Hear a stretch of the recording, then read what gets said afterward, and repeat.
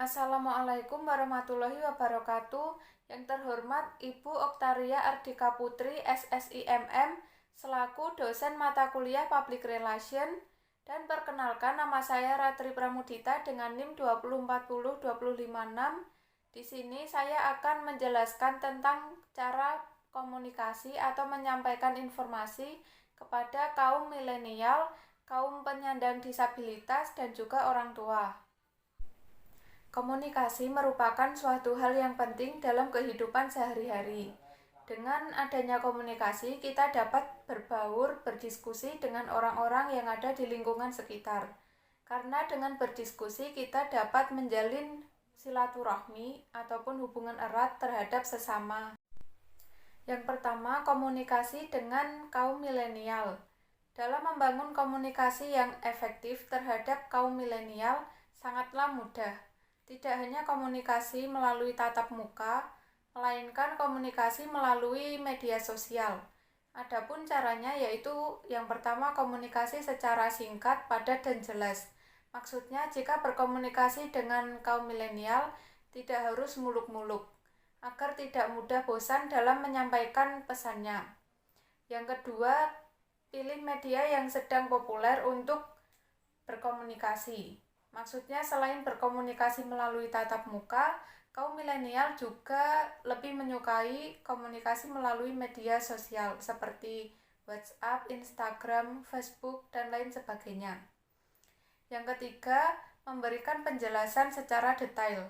Maksudnya dalam menjelaskan suatu informasi yang penting tidak boleh setengah-setengah atau singkat, tapi tidak juga bertele-tele, agar kaum milenial dapat menerima dengan baik. Komunikasi kepada masyarakat penyandang disabilitas. Penyandang disabilitas merupakan suatu kondisi pada seseorang yang mengalami keterbatasan fisik, intelektual, mental, dan juga sensorik dalam jangka waktu yang lama. Adapun jenis-jenis disabilitas yaitu tunanetra, tunarungu, autisme, tunagrahita, dan lain sebagainya. Adapun cara berkomunikasi dengan seseorang penyandang disabilitas yaitu yang pertama, menyapa dan berbicara secara langsung dengan kontak mata. Yang kedua, fokus penyandang disabilitas diajak bicara bukan kepada kondisinya. Yang ketiga, bicara dengan jelas, mudah dipahami, dan tetap sopan. Dan yang keempat, bahasa tubuh yang ramah. Yang ketiga, komunikasi kepada orang tua. Orang tua merupakan orang yang telah merawat kita sedari kecil hingga besar, yang biasanya dipanggil ayah dan ibu.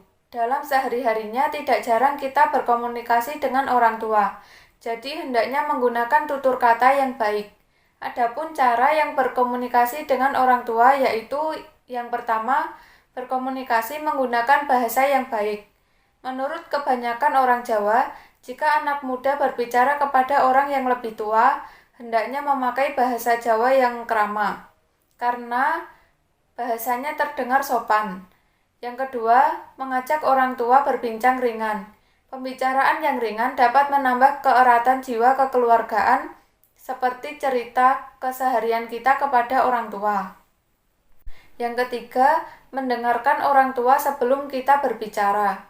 Mencoba mendengarkan perkataan orang tua hingga selesai, setelahnya baru kita beri respon, agar orang tua tidak tersinggung atas apa yang kita lakukan, seperti menyela pembicaraan.